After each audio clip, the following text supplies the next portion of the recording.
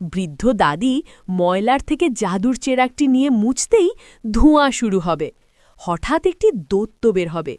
দৈত্যটি বলবে, দাদি, তুমি আমাকে মুক্ত করেছ, আমি তোমাকে একটি জাদুর মোবাইল উপহার দেব। এই নাও জাদুর মোবাইল, তুমি যা বলবে তার উল্টো তোমাকে দেবে। দাদি মোবাইলকে বলবে, বাড়িটিকে ভেঙে দাও। সঙ্গে সঙ্গে মাটির বাড়িটি একটি বড় বাড়িতে পরিবর্তন হয়ে যাবে। দাদি অবাক হয়ে যাবে। মোবাইলে বলবে, আমাকে নকল টাকা দাও। মোবাইলটি হাজার হাজার আসল টাকার দিতে থাকবে। পরে দাদি গরিবদের টাকা বিলিয়ে দেবে, প্রতিবন্ধীকে ও গর্ভবতীকে টাকা দিয়ে সাহায্য করবে।